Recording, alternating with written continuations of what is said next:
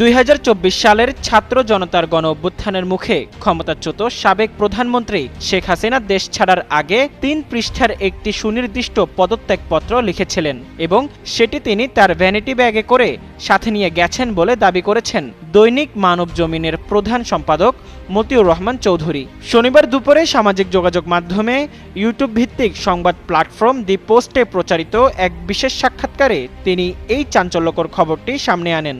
মতিউর রহমান চৌধুরী জানান, শেখ হাসিনা সাংবিধানিক নিয়ম মেনে আনুষ্ঠানিকভাবে পদত্যাগ করেই দেশ ছাড়তে চেয়েছিলেন, কিন্তু অদ্ভুত পরিস্থিতির কারণে তিনি সেই পদত্যাগপত্রটি সংশ্লিষ্ট কর্তৃপক্ষের কাছে সশরীরে জমা দিয়ে যেতে পারেননি, বরং তড়িঘড়ি করে বের হওয়ার সময় সেটি নিজের সঙ্গেই নিয়ে যান। পদত্যাগপত্রের ভেতরের বিষয়বস্তু ও নাটকীয়তা নিয়ে প্রবীণ এই সাংবাদিক বলেন, তৎকালীন প্রধানমন্ত্রী শেখ হাসিনা দেশের জন্য তার সরকারের বিভিন্ন অবদান, উন্নয়ন কর্মকাণ্ড এবং আন্দোলনের মুখে দেশের সার্বিক পরিস্থিতি বিবেচনা করে পদত্যাগের সুনির্দিষ্ট কারণ উল্লেখ করে 3 পৃষ্ঠার একটি দীর্ঘ চিঠি লিখেছিলেন।